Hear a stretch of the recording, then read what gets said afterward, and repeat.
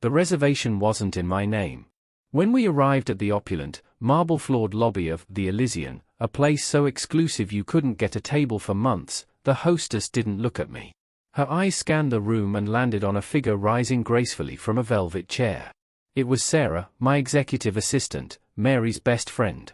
She was dressed in a stunning emerald gown, looking every bit the part of a powerful executive. She smiled, not at Mary, but at me. "David, you made it," she said, her voice smooth as silk. "Our table is ready." Mary froze, her hand clutching my arm. Her perfectly painted face was a mask of confusion. "Sarah? What are you doing here? And why is she talking to you like that?" she hissed, her voice a low whisper. I gently removed her hand from my arm and walked towards Sarah, leaving Mary standing alone in the lobby. "Thank you for arranging this, Sarah," I said, my voice calm and steady, a tone Mary hadn't heard from me in years. The hostess led the two of us towards the best table in the house, a secluded booth with a panoramic view of the city lights. Mary, after a moment of stunned paralysis, scurried behind us like a forgotten child. As she slid into the booth opposite us, her eyes darted between me and Sarah. The power dynamic had shifted so violently it was almost audible. I was no longer the useless husband she berated in our cramped apartment. Here, in this world of wealth and influence, I was in command. Sarah was not her down-on-her-luck friend, she was my poised, indispensable partner. "What is going on, David?" Mary demanded, her voice trembling with a mixture of anger and fear. "Why is she here?" I leaned back, taking a slow sip of water, and looked directly into my wife's eyes. The years of humiliation, the broken laptop, the endless insults, it all coalesced into this one perfect moment of reckoning. I gave her a small, cold smile. "Mary," I began, savoring every word. "Sarah works for me. She's been my executive assistant for the past 6 months. I thought it was time my wife and my right hand finally had a proper dinner together. After all, you have so much to talk about." Our story began like a modern fairy tale. I was a shy, intelligent coder with big dreams, and Mary was the vibrant, beautiful woman who seemed to see a spark in me no one else did. We met in our early 20s, a time filled with cheap wine, late-night talks, and the intoxicating belief that our love could conquer anything. She was my biggest cheerleader back then. When I'd spend all night working on a new piece of code, she would bring me coffee and whisper words of encouragement, telling me that one day, my genius would change the world. I was utterly devoted to her. Her belief in me was the fuel my ambition ran on. For her, I would have done anything. So, when she said she wanted a nice home in a good neighborhood, I didn't hesitate. I poured all my savings, a modest inheritance from my grandparents, into the down payment for a house. The deed was put in her name for legal reasons she assured me were standard. I trusted her completely. We got married, and for a year, life was perfect. I took a stable, if uninspiring, part-time IT support job to ensure the mortgage was always paid on time, dedicating my evenings and weekends to my true passion, developing a unique social media algorithm I believed could revolutionize online interaction. But slowly, almost imperceptibly at first, the fairy tale began to crumble. The late-night coffee run stopped. The whispers of encouragement were replaced by sighs of impatience. My passion projects, once a source of pride for her, became your stupid little hobbies. The shift coincided with the arrival of our new neighbors, George and his wife. George was a sales executive at a large corporation, confident, impeccably dressed, and climbing the corporate ladder with ruthless efficiency. He was everything I wasn't. He represented a tangible, conventional success that Mary could see and understand. My dreams, locked away in lines of code on a computer screen, were abstract and, in her eyes, increasingly worthless. Her comparison started subtly. "George is taking his wife to Paris for their anniversary," she'd mentioned casually. Soon, the subtlety vanished. "George just got another promotion.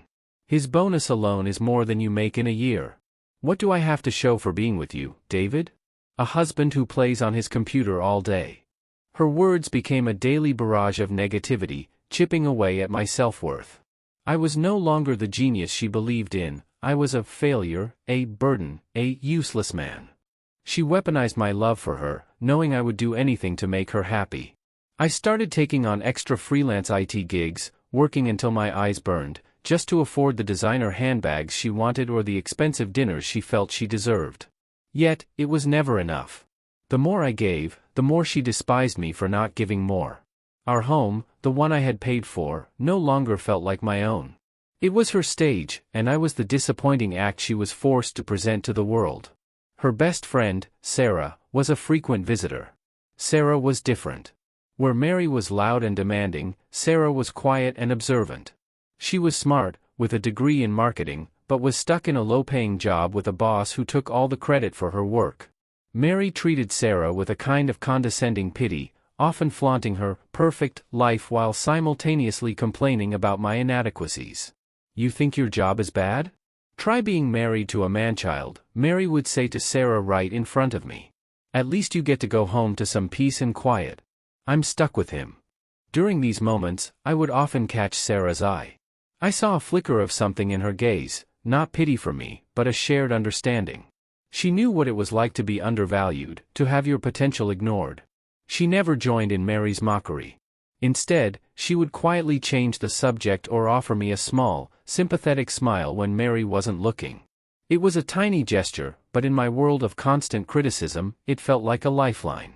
The breaking point was the laptop. It wasn't just a machine, it was my life's work. I had just achieved a major breakthrough in my algorithm, a complex piece of code that finally made the whole system work seamlessly. I was on the verge of creating something truly special. I tried to explain it to Mary, my voice filled with the kind of excitement she used to love. She just stared at me with cold indifference. "Is it going to pay the mortgage, David? Is it going to buy me the new car I want? No? Then it's useless." And with a sudden, violent movement, she grabbed the laptop and hurled it against the wall. The crack of the plastic shattering echoed the sound of my heart breaking. In that moment, the love I had held on to for so long died. It was replaced by a cold, hard resolve. I saw Mary for who she truly was, not the woman I had fallen in love with, but a person who saw relationships as transactions and people as assets or liabilities. I had been downgraded from an asset to a liability, and she was making my life a living hell because of it. That night, I didn't sleep. I meticulously planned my next move. I wasn't just going to leave her. That would be too easy. She had spent years making me feel small and worthless. I was going to build an empire, and I was going to make her watch from the outside. The first step was securing funding. Using a backup drive I had thankfully kept hidden, I restored my work and polished my presentation. The email to the venture capital firm was a shot in the dark, but it was the only shot I had. When the $5 million offer came through, I felt a surge of vindication so powerful it almost brought me to my knees. I was right. I wasn't useless. My dream was real. I formed the company, Phoenix, a name that symbolized my rebirth from the ashes of my marriage. I started hiring, building a team of the brightest minds I could find. But I saved the most important role for last. Hiring Sarah was a calculated move, born of both strategic brilliance and a touch of personal revenge. I knew she was ambitious and underappreciated. I knew she was loyal, but her loyalty was to fairness, not to Mary's cruelty. And most importantly, I knew that hiring her would be the ultimate blow to Mary's ego. It wasn't just that I would become successful, it was that I would build my success with the very person Mary considered her subordinate. Our interview was more of a confession and a proposition. I laid everything bare, my new company, the funding, and my vision for the future. I told her I wasn't just offering her a job, I was offering her a chance to build something incredible, a chance to finally be valued for her sharp mind. Mary doesn't know, I told her. And for now, I want to keep it that way. A slow smile spread across Sarah's face. It was a smile of understanding, of shared rebellion. "When do I start?" she asked. The next 6 months were a masterclass in deception. At home, I played the part of the defeated, useless husband. I would come home late, and Mary would berate me, oblivious to the fact that I had just closed a deal worth millions or secured a partnership with a global tech giant. Meanwhile, Sarah and I were a whirlwind of productivity. We were perfectly in sync, a formidable team.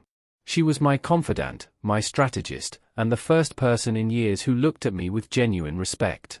The stolen glances we shared at my house, right under Mary's nose, were filled with a thrilling secret. We were partners in a grand deception, and the final act was about to begin. The dinner at the Elysian was not just a meal, it was the unveiling. It was the moment I finally took back control of my own story. The silence in the booth was a living thing, thick and suffocating. Mary's face cycled through a storm of emotions, confusion, disbelief, and then a hot, rising fury. Her eyes, wide and panicked, darted from my calm expression to Sarah's professionally serene one. She looked like a cornered animal, unable to comprehend how the rules of her world had been so completely rewritten. "You work for him," she finally spat out, the words directed at Sarah but loaded with an accusation meant for me. "My best friend is working for my useless husband? What kind of sick joke is this, David?" "It's not a joke, Mary," I replied, my voice even. I gestured for the waiter, ordering a bottle of their finest champagne without looking at the price. "It's a business. And business, as you've often reminded me, is about results, not feelings." Sarah, ever the professional, placed her hands on the table. "Mary, David made me an incredible offer. He's built something amazing. I would have been a fool to turn it down." "He's built nothing," Mary shrieked, causing heads to turn at nearby tables. "He plays on a computer in his pajamas. His work is a fantasy. You know this, Sarah. You've heard me complain about it for years." A small, almost imperceptible smile touched Sarah's lips. "I heard you complain, Mary. I never said I agreed." That single sentence struck Mary harder than a physical blow. The idea that her confidant, her loyal friend, had never actually been on her side was a betrayal she couldn't process. Her entire reality was built on the foundation that she was the successful one, the one to be envied, surrounded by people who either admired her or depended on her. To discover she was the one who had been left in the dark was humiliating. The champagne arrived. I poured 3 glasses, pushing one towards Mary. She stared at it as if it were poison. "I don't want your champagne," she said through gritted teeth. "I want an explanation. How could you do this behind my back? Both of you. Behind your back?" I countered, finally letting a sliver of the cold anger I'd suppressed for years seep into my voice. "You mean like when you told me the house deed had to be in your name for legal reasons? Or when you conveniently forgot to mention that the joint savings account we opened was, in fact, solely in your name? We all have our secrets, Mary. The difference is, my secrets are now worth $100 million. The number hung in the air, a figure so large it was incomprehensible. Mary's jaw went slack. She looked at me, then at Sarah, then back at me, searching for a sign that I was lying, that this was all an elaborate, cruel prank. But the confidence in my posture, the deference of the restaurant staff, the sheer, undeniable presence of Sarah sitting beside me as an equal, it all screamed the truth. 100 million, she stammered. The anger in her eyes was instantly replaced by a frantic, calculating gleam. The gears in her mind were turning, reassessing my value, recalibrating her entire strategy. The useless husband was suddenly a winning lottery ticket she had been about to throw in the trash. "That's the company's current valuation, yes," I said coolly. "And it's projected to triple after we launch the public beta next month. A launch that Sarah, here, has been instrumental in planning." Mary turned her attention to Sarah, her approach shifting from outrage to a desperate, wheedling plea. "Sarah, you're my best friend. You should have told me. We're supposed to be a team. We could have been partners in this. We could have managed him together." The suggestion was so laughably transparent that I almost choked on my champagne. She wasn't seeing a friend, she was seeing a co-conspirator who had jumped to the winning side. Sarah looked at Mary with a profound, almost sad, clarity. "That's the difference between you and me, Mary," she said softly. "You see David and you think about how to manage him. I see him, and I see a brilliant mind that deserves respect. He didn't hire me to manage him. He hired me to build an empire with him. And that's what we're doing." The rest of the dinner was a torturous affair. Mary, attempting to salvage the situation, tried to play the part of the proud, supportive wife. She asked questions about the company, her voice dripping with false enthusiasm. She complimented my suit. She even tried to reminisce about the good old days when she was my biggest supporter. It was a pathetic and transparent performance. Every word was a lie, a desperate attempt to claw her way back into the life of luxury she now saw slipping through her fingers. I played along, answering her questions with polite, vague responses. All the while, Sarah and I would exchange brief, meaningful glances. We were communicating in a language Mary couldn't understand, a language of shared goals, mutual respect, and a secret victory. Mary felt it. She saw the easy rapport between us, the way I would instinctively look to Sarah for confirmation on a point, the way Sarah would subtly guide the conversation, protecting me from Mary's more invasive questions. We were a fortress, and Mary was outside, banging on the gates. The true dilemma began to surface not in Mary's predictable greed, but within myself. As I watched her pathetic attempts to reconnect, I expected to feel a triumphant, satisfying sense of revenge. And I did, at first. But underneath it, a more complex emotion was stirring. This woman, this stranger sitting across from me, was the same person I had once loved more than life itself. I saw flashes of the girl who had believed in me, the one whose smile could light up my world. Had I killed that girl, or had she simply been an illusion all along? My plan had been to reveal my success and then leave her, taking immense satisfaction in her regret. But now, a darker, more tempting idea began to form. Leaving her would be an ending. Keeping her, however, would be a continuous, daily reminder of my victory. What if I didn't divorce her? What if I made her live in the world she had so desperately wanted, but as a powerless spectator? A queen in a gilded cage, forced to watch me and Sarah run the kingdom she had so foolishly cast aside. The thought was both thrilling and horrifying. It was a crueler, more profound form of revenge than simply walking away. It would be a constant performance, with me as the director and her as the unwilling actress. As the dinner concluded, I stood up and placed $1,000 bill on the table to cover the check, a gesture of casual wealth I knew would twist the knife. Sarah, I'll have my driver take you home. We have an early start tomorrow. The final presentation for the board. I then turned to Mary, who was looking at me with wide, pleading eyes. You and I are going home, I said, my tone leaving no room for argument. The word home felt alien. It was no longer a sanctuary or a prison, but something new, a stage. The conflict was no longer about money or success. It was about what kind of man I was becoming. Was I the hero of my own story, rising from the ashes? Or was I becoming a villain, crafting a punishment far more twisted than the original crime? As I led my wife out of the restaurant, I didn't have the answer. I only knew that the game had just begun. The drive back to our small, cramped house was a masterclass in silence. The air in the car was thick with unspoken words, a stark contrast to the easy, flowing conversation I always had with Sarah. Mary sat beside me, rigid, her hands clenched in her lap. I could feel her staring at me, her mind whirring, trying to process the cataclysmic shift in her universe. I kept my eyes fixed on the road, my face an unreadable mask. Inside, however, a war was raging. My heart was pounding with a strange, volatile cocktail of emotions. There was the heady, intoxicating rush of victory. For years, I had been a ghost in my own home, my presence tolerated but never valued. Tonight, I had been seen. The power, the respect, the deference, it was everything I had fantasized about during those long, lonely nights of coding while her insults echoed in my ears. The look on her face when she realized the scale of my success was a moment I had replayed in my mind 1,000 times. It was as sweet and satisfying as I had imagined, a potent drug that made me feel 10 feet tall. But beneath that triumphant peak, there was a dizzying, terrifying valley. A cold dread was beginning to creep in, questioning the very nature of my victory. My plan had been simple: get rich, reveal the truth, and walk away, leaving her to drown in her regret. It was a clean, righteous ending. But the idea that had taken root during dinner, the idea of not leaving, of keeping her trapped in a golden cage, was far from clean. It was messy, dark, and it scared me.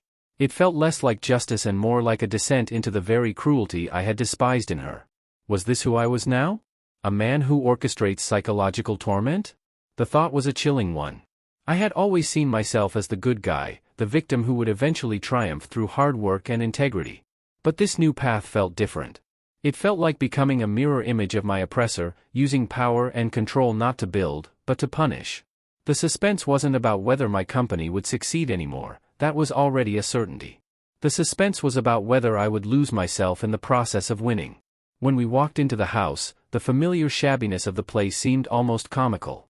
This small, insignificant box had been the entire world where Mary was queen and I was her court jester. Now, it felt like a museum exhibit of a life I had already left behind. Mary finally broke the silence, her voice stripped of its usual arrogance, replaced by a fragile, trembling uncertainty. "David, why didn't you tell me?" I turned to face her, leaning against the kitchen counter. "Tell you what, Mary? That my stupid little apps were worth a fortune? When, exactly, would have been a good time? Between being called a useless waste of space and having my laptop, my life's work, smashed against a wall." Tears welled in her eyes. They were real tears, I thought, but what were they for? Was she crying for the way she had treated me, or for the millions she had almost lost? "I didn't mean it," she whispered, taking a tentative step towards me. "I was just stressed. The bills, the pressure. I was scared. I didn't understand what you were doing. If you had just explained it to me." The excuse was so flimsy, so insulting, that it reignited the cold fire in my gut. "Explained it? I tried to explain it to you 100 times. You didn't want an explanation, Mary. You wanted a provider, a clone of George next door. You wanted a man who fit your narrow definition of success. You never saw me. You saw a balance sheet, and it was in the red." "That's not true," she sobbed, now fully crying. "I loved you. I still love you." The words, "I love you," sounded alien coming from her lips. It was a currency she was trying to use, a password she hoped would grant her access back into my world. The suspense was killing me. Did a part of me, a deeply buried, foolish part, still want to believe her? I searched within myself, probing the old wounds, and found nothing but scar tissue. The love was gone. The emotional struggle was not about love, but about power. "Love?" I said, my voice dangerously quiet. "You call this love? Humiliating me in front of your friends? Belittling my dreams every single day? Is that your definition of love?" I saw the fight drain out of her, replaced by pure, unadulterated fear. She finally understood that the old rules were gone. She had no leverage, no power. She was completely at my mercy. This was the moment. The moment I could deliver the final blow. I could tell her to pack her bags. I could tell her I was filing for divorce and that, thanks to the prenuptial agreement she had so cleverly insisted on, she would walk away with nothing but the house I had paid for. It would be a just end. But the darker impulse won. "You want to know what's going to happen now?" I asked, stepping closer to her, forcing her to look up at me. "Nothing is going to change. And everything is going to change." Her brow furrowed in confusion. "What do you mean?" "I mean you're going to stay here. You're my wife. You'll have everything you ever wanted. The money, the cars, the clothes, the status. You will be the wife of a very, very rich man. You will play your part." I paused, letting the words sink in. "But you will never be a part of my life. You will be a spectator. You will watch me build my company with Sarah. You will attend galas and charity events on my arm, and you will smile for the cameras. And every single night, you will come home to this house, and you will remember that you had the chance to be my partner, and you threw it all away.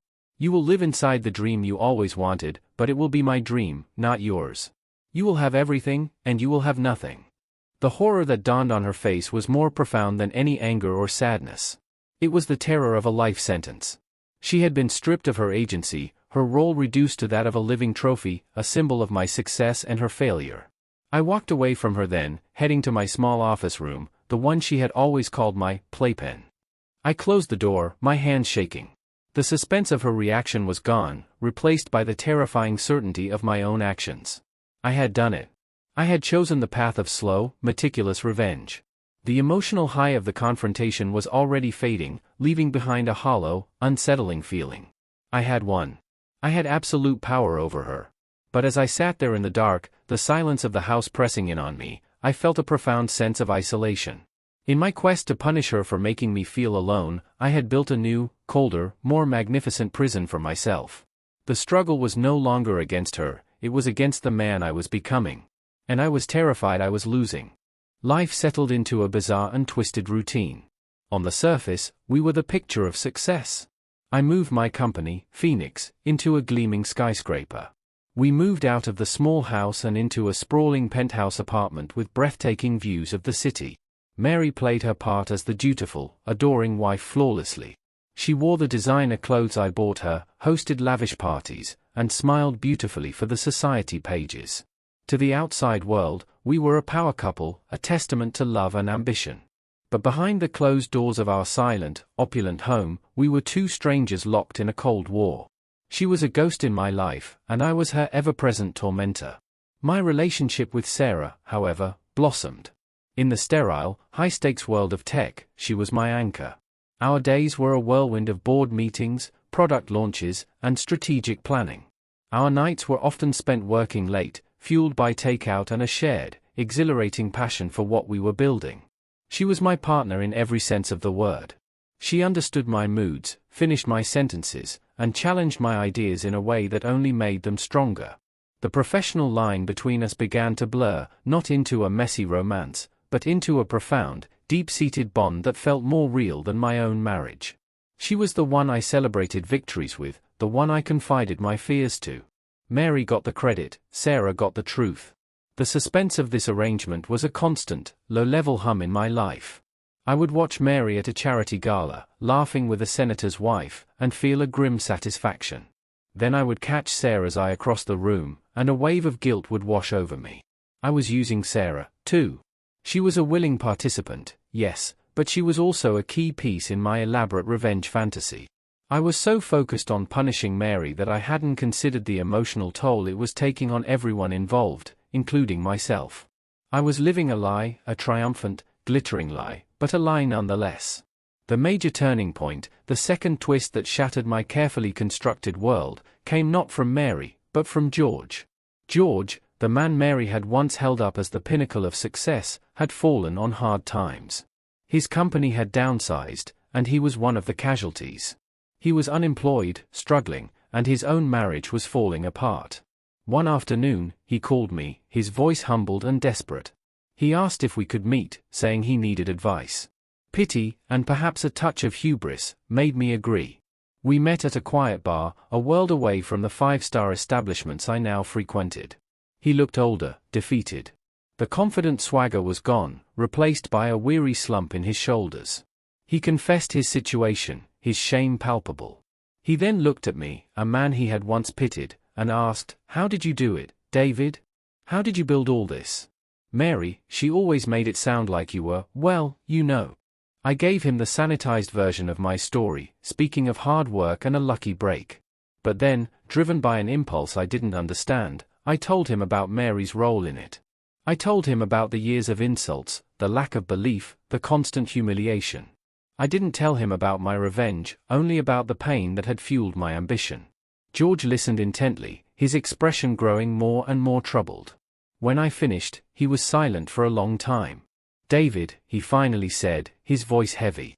"I need to tell you something. I'm not proud of it, but you deserve to know the truth. You've got it all wrong." My blood ran cold. "What are you talking about?" "Mary," he said, unable to meet my eyes. "She wasn't comparing you to me because she admired me. She was doing it because she was terrified of me." The statement made no sense. Terrified? Why? George took a deep breath. "A few years ago, shortly after we moved in, I made a pass at her. A very aggressive one. She was alone, and I was drunk and stupid. She rejected me, of course. She threatened to tell my wife, to tell you. I panicked. I told her if she ever said a word, I would ruin you. I told her I had connections, that I could get you fired from your job, that I could make sure you never worked in this city again. I told her I would tell everyone you were the one who came onto my wife. It was a bluff, all of it, but she believed me. She was protecting you, David." The floor seemed to drop out from under me. Every memory from the past 5 years began to recontextualize itself in a sickening, horrifying rush. Her insults, George continued, his voice thick with regret. Her obsession with my career, it wasn't admiration. It was a desperate attempt to keep me happy, to keep me on her side. She thought that by constantly talking about my success, by holding me up as some kind of idol, she was placating me, keeping me from destroying you. She pushed you to be more like me because she thought it was the only way to keep you safe. She created this narrative where I was the hero and you were the slacker because she was afraid that if she ever praised you, if she ever gave me a reason to be jealous, I would follow through on my threat. She wasn't trying to tear you down. She was trying to hide you. The broken laptop. The constant anxiety about money. The way she flinched sometimes when I raised my voice. It wasn't about greed or ambition. It was fear. A deep, abiding fear for my safety, a secret she had carried alone for years. She had been living in her own prison long before I had built one for her. I left the bar in a daze, the city lights blurring into a meaningless smear. The entire foundation of my revenge, the righteous anger that had fueled my every action, was built on a lie. I hadn't risen from the ashes of her betrayal. I had risen from the ashes of her sacrifice. I went home, but I didn't go to the penthouse. I drove to our old house, which I had kept, unable to part with the stage of my perceived suffering. I let myself in, the air thick with memories. I walked into the bedroom and opened her closet. Tucked away in a box at the very back, beneath old sweaters, I found it. It was a small, leather-bound journal. Her handwriting filled the pages. I sat on the floor and read. It was all there. The incident with George. Her terror. Her decision to protect me by pretending to despise me. October 12th, George cornered me today. I've never been so scared. He said he would destroy David. I can't let that happen. David's work is his life. I have to protect him. No matter what it costs me. January 5th, it's so hard. I have to be cruel to David to keep him safe. I called his project stupid today. I saw the light go out in his eyes. It felt like stabbing myself in the heart. But it's better than him losing everything. March 22nd, I broke his laptop. I saw the look on his face. I think I might have finally broken him. Maybe this is good. Maybe if he gives up, George will leave him alone. Oh God, what have I become? I hate myself. But I love him more. The journal fell from my hands. The conflict wasn't about revenge anymore. It was about redemption. But how could I possibly redeem a situation I had so horribly misjudged? I had punished a victim. I had taken her sacrifice and twisted it into a weapon against her. And Sarah. I had dragged her into this vendetta, making her an unwitting accomplice in the torture of a woman who had been trying, in her own misguided and tragic way, to be a hero. The second twist wasn't a turn, it was a complete inversion of my reality. I wasn't the hero. I was the villain. And the woman I had spent the last year tormenting was the only person who had ever truly tried to protect me. The penthouse, once a symbol of my triumph, now felt like a monument to my ignorance. The panoramic city lights, which used to fill me with a sense of power, now seemed to mock me, illuminating the vastness of my failure. I walked through the marble hallways, the silence amplifying the frantic beating of my heart. Mary's journal was clutched in my hand, its leather cover feeling as heavy as a tombstone. Every word I had read was a nail in the coffin of my self-righteousness. I found her on the balcony, staring out at the city. She was wrapped in a cashmere shawl, a silhouette of lonely elegance. She didn't turn as I approached, her posture as rigid and guarded as ever. For months, I had interpreted this stiffness as a sign of her resentment, her silent protest against the role I had forced upon her. Now, I saw it for what it was, the ingrained posture of fear, a body long accustomed to bracing for impact. "It's a beautiful view," she said, her voice soft and devoid of emotion. It was the neutral tone she always used with me now, the voice of a polite but distant stranger. "Mary," I began, my own voice cracking, betraying the storm raging inside me. "We need to talk." She finally turned, her eyes scanning my face. She saw the journal in my hand. A flicker of pure, unadulterated terror crossed her features before she suppressed it, her mask of calm snapping back into place. It was the look of someone whose deepest, most protected secret was about to be exposed. "I met with George today," I said, my voice barely a whisper. The name hung in the air between us, an unexploded bomb. Her composure finally shattered. Her breath hitched, and her hands flew to her mouth, her eyes wide with the same fear I had read about in her journal. "He told me everything," I continued, my heart aching with every word. "He told me what he did. And he told me what you did to protect me." She started shaking her head, tears instantly streaming down her face. "No," he promised. "David, whatever he told you, it's not true. He's lying." She was still trying to protect me, even now. Still trying to maintain the fiction that had cost her everything. I took a step closer, my own tears blurring my vision. I held up the journal. "And is this a lie, too? Is all of this a lie?" Her gaze fell upon the journal, and a sob escaped her lips, a raw, wounded sound that ripped through the quiet night. The fight went out of her completely. She collapsed onto one of the balcony chairs, her body racked with the grief she had held inside for years. I knelt in front of her, the cold marble pressing into my knees. I was no longer the powerful CEO, the master of her fate. I was just a man, shattered by the weight of his own cruelty. Why? I choked out. Mary, why didn't you just tell me? We could have faced him together. Why did you choose to suffer alone? She looked at me, her face a mess of tears and years of repressed pain. You don't understand what he was like back then, David, she wept. He was powerful, connected. And you were so full of dreams. You were building something so beautiful, so fragile. I couldn't let him crush that. I couldn't let him crush you. I thought I could handle it. I thought I could manage him, keep him at bay. I would take his insults, listen to him brag, anything to keep his attention off you. And if that meant I had to be hard on you, to make you seem less of a threat, less of a success in his eyes, it felt like a price worth paying. Her words were a confession and an absolution all at once. The price was her happiness, her reputation in my eyes, our marriage. She had sacrificed it all on the altar of my safety. So you broke my laptop, to protect me? The question sounded absurd, but I had to hear her say it. I was so scared, she cried. You had just had that breakthrough. You were so excited. You were shining. And I thought, he's going to see it. George is going to see him shine, and he's going to destroy him. I thought if I could just set you back, make you give up for a little while.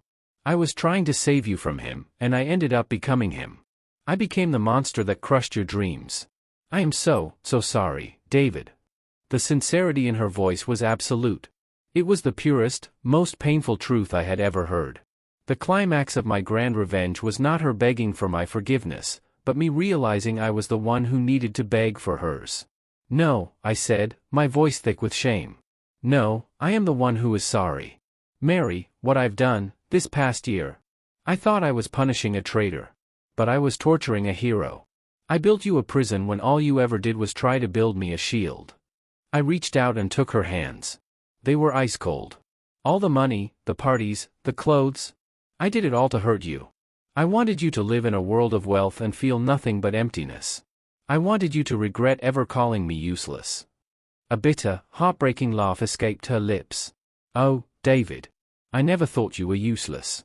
I thought you were magnificent. I was just terrified the whole world would find out. That was the moment of ultimate realization. My entire narrative, the story of the underdog who gets his triumphant revenge, was a fiction I had told myself. The real story was a tragedy.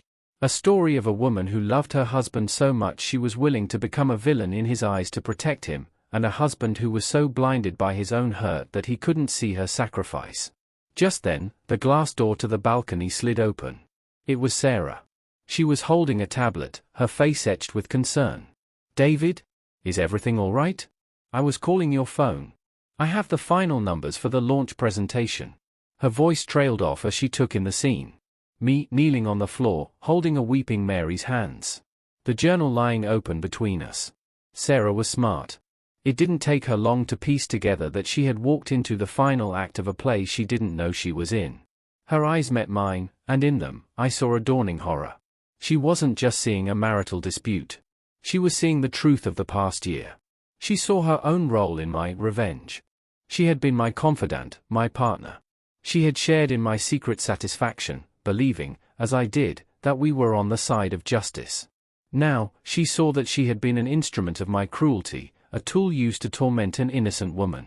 Sarah, I said, my voice heavy with a shame that now encompassed her as well.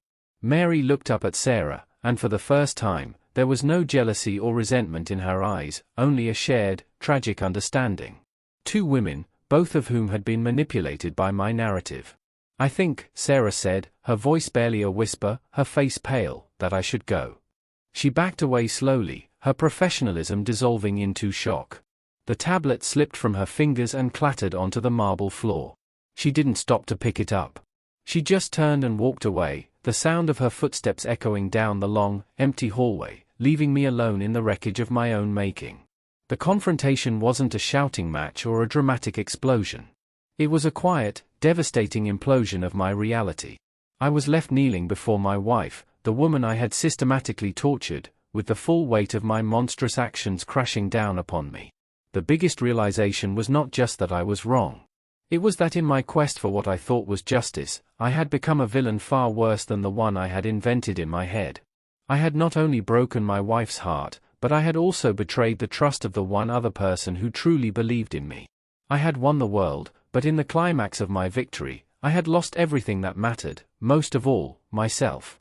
The week that followed the confrontation on the balcony was a period of profound and deafening silence. Sarah took an immediate leave of absence. Her resignation letter arrived 2 days later via courier. It was short, professional, and devastatingly final. It ended with a single, handwritten line: "I hope you find a way to fix what you broke, David." She was gone, and with her, the last vestiges of the empire I thought I had built. Phoenix, my company, my symbol of rebirth, now felt like a hollow shell. It was a monument to a victory that had cost me my soul. Mary and I coexisted in the vast, sterile penthouse like two ghosts haunting the scene of a tragedy. The truth, now exposed, had not brought us closer.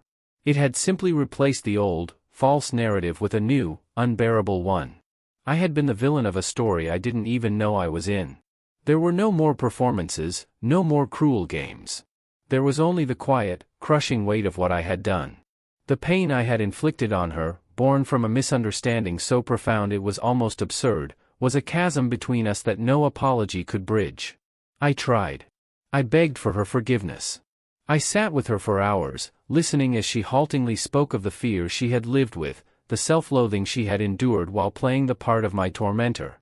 But forgiveness was not something she could give, because the damage was too deep. My revenge hadn't just hurt her, it had fundamentally broken our past. It had taken her sacrifice, her painful, secret act of love, and twisted it into something ugly and monstrous. How could she forgive me for desecrating the purest thing she had ever done? The resolution, I realized, could not be about forgiveness. It could not be about us finding our way back to each other. That story was over, irrevocably tainted by my actions. The only path forward was one of justice. Not the petty, misguided revenge I had pursued, but true, meaningful justice. My first act was to dismantle the gilded cage. I hired the best divorce lawyer in the city and instructed them to draw up an agreement that was the polar opposite of the one she had once presented to me. I was giving her everything. Not just the 50% she was legally entitled to, but more. 75% of my personal fortune, my stock portfolio, and my ownership stake in Phoenix. The penthouse, the cars, all of it. I was leaving myself with enough to live comfortably, but I was effectively transferring the ownership of my success to her. When the lawyer questioned the sheer scale of the settlement, I simply said, the company was built on her sacrifice. It's only right that she be the primary beneficiary. When I presented the agreement to Mary, she looked at it, her face unreadable. "I don't want your money, David," she said, her voice tired. "I never did." "I know," I replied. "This isn't for you to want. It's for me to give. This isn't a transaction, it's a recognition of a debt. A debt that can never truly be repaid, but one that I have to honor." The world thought I was the genius, the one who built Phoenix from nothing. We know the truth. The company's foundation wasn't my code, it was your pain. You will be the majority shareholder. You can sell the shares, keep them, run the company into the ground for all I care. But it is rightfully yours. She finally signed it, her movements slow and deliberate. It was not a victory for her, but a somber acknowledgement of an ending. But that was only the first part of the resolution. The ultimate revenge, the final act of closure, was not directed at Mary. It was directed at the true villain of our story, George. I spent the next month using the full extent of my wealth and resources to meticulously investigate every corner of George's life. I hired private investigators who uncovered a history of workplace harassment, shady business dealings, and emotional abuse that went far beyond what he had done to Mary. He was a man who built his life on the intimidation of others. My revenge would not be a simple act of getting him fired. It would be a systematic dismantling of his entire existence, ensuring he could never harm anyone again. The climax of this plan was a charity gala, one of the last public events Mary and I would attend as a couple. I knew George would be there. He had been networking furiously, trying to find a new position, and this event was filled with the city's most powerful figures. I made sure he received a personal invitation. As the evening progressed, I took the stage, ostensibly to announce a major philanthropic donation from Phoenix. I began my speech, but instead of talking about charity, I started telling a story. "Tonight, I want to talk about silent partners, I began, my voice echoing through the silent ballroom. The people whose unseen sacrifices are the true foundations of success. I looked directly at Mary, who was seated at a table near the front. For years, everyone has credited me with the success of my company. But tonight, I need to correct the record. The real hero of my story is my wife, Mary. A murmur went through the crowd. I proceeded to tell them everything. I told them about a man, a neighbor, who had threatened and intimidated a young woman, forcing her into a desperate, multi-year act to protect her husband. I didn't name George, not at first. I simply painted a picture of his villainy, of Mary's quiet heroism, and of my own monstrous ignorance. I confessed my cruelty, my misguided revenge, and the terrible truth I had learned. The room was utterly still, the city's elite captivated by a story far more compelling than any corporate earnings report. I stand here tonight not as a success story, I concluded, my voice thick with emotion, but as a cautionary tale. A man who was so blinded by his own pain that he couldn't see the hero standing right in front of him. I raised my glass to Mary. To my wife, the true founder of Phoenix. This company, and its legacy, belongs to her. Then, for the final act, I turned my attention to the crowd. And as for the man who caused all this pain, the man who built his career on fear and intimidation, his name is George. I looked directly at George's table. A spotlight, which I had arranged with the event crew, slammed onto him, pinning him in its glare. He was ashen-faced, frozen in a state of pure panic. I have here, I said, holding up a thick file, a complete dossier detailing Mr. George's history of harassment, fraud, and abuse, with sworn affidavits from multiple victims who he thought he had silenced forever. Copies of this dossier have already been delivered to the district attorney's office, the board members of every company he has ever worked for, and several prominent journalists. You see, George, my ultimate revenge isn't about taking your job. It's about ensuring that you can never again use your power to terrorize another person. You are not just finished in this city, you are finished, period. Security began moving towards his table. George, in a desperate, pathetic scramble, tried to flee, but there was nowhere to go. His public execution was complete. He was ruined, exposed, and utterly broken, not by a simple job loss, but by the full, crushing weight of his own actions, brought to light for the entire world to see. I stepped down from the stage, my heart pounding but my conscience, for the first time in a long time, feeling a sense of clean, righteous closure. I walked to Mary's table. She looked up at me, and in her eyes, I saw something that wasn't forgiveness, but was perhaps its distant cousin, a sense of peace. The story was finally over. Her name was cleared, her sacrifice honored. "Thank you, David," she whispered. I simply nodded. There was nothing left to say. I turned and walked out of the ballroom, leaving her as the queen of the kingdom she had unknowingly founded. I didn't look back. My new life was quiet. I moved to a small town by the coast, far from the world of tech and high finance. I didn't need another empire. I had already built one and, in doing so, had learned the true cost of power. My ultimate revenge had not been on Mary, but on George. And my ultimate closure was not in winning her back, but in setting her free, placing her on the throne she had earned through her tears and her courage. I had lost a wife, a friend, and a company. But in the end, by finally delivering true justice, I had found my way back to the man I was supposed to be. And that, I knew, was a victory that no amount of money could ever buy.